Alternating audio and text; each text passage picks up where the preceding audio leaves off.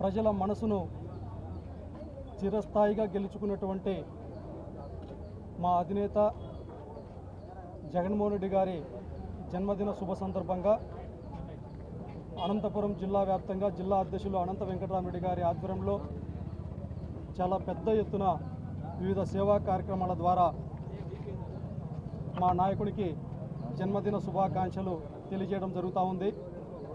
అందులో భాగంగానే ఇవాళ ప్రభుత్వ ఆసుపత్రికి సంబంధించి రోగులకు ఉపయోగపడేటటువంటి విధంగా పరికరాలను అందజేయడం జరుగుతూ ఉంది.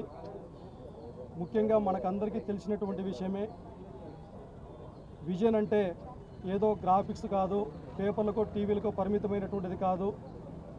విజన్ అంటే భవిష్యత్తు తరాలకి ఒక దిక్సూచిలాగా ఇవాళ మనం చూస్తున్నటువంటి జగన్మోహన్ రెడ్డి గారి నాయకత్వంలో అభివృద్ధి చేసినటువంటి సజీవ సాక్ష్యాలుగా భావిస్తూ ఉన్నాం. మనకందరికీ తెలిసినటువంటి విషయమే, జగన్మోహన్ రెడ్డి గారు ప్రతిపక్ష నాయకుడిగా ఉన్నప్పుడు సుదీర్ఘమైనటువంటి పాదయాత్రలో భాగంగా ఆయన వేసినటువంటి ప్రతి అడుగు కూడా ఒక చరిత్ర అయింది.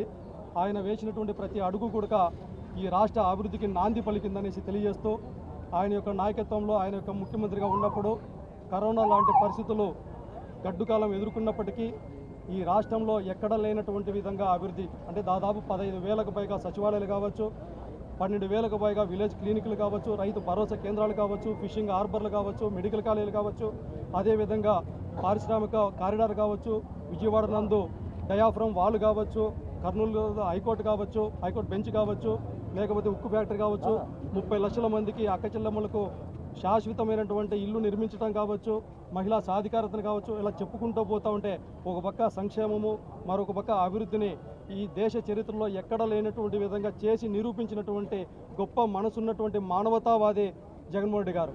మరి ఆయన యొక్క నాయకత్వంలో వైఎస్ఆర్ కాంగ్రెస్ పార్టీ జెండాను ఈ రాష్ట్రంలో మరొకసారి రెపరెపలాడించడానికి ఈ అనంతపురం జిల్లాలో జిల్లా అధ్యక్షులు అనంత వెంకటరామరెడ్డి గారి ఆధ్వర్యంలో అందరి సమన్వయకర్తల సమక్షంలో మునుపెన్నడూ లేనటువంటి విధంగా కష్టపడి యువతంతా పనిచేస్తామని తెలియజేస్తూ, మరొకసారి మా అధినేత జగన్మోహన్ రెడ్డి గారికి once again happy birthday Jagananna.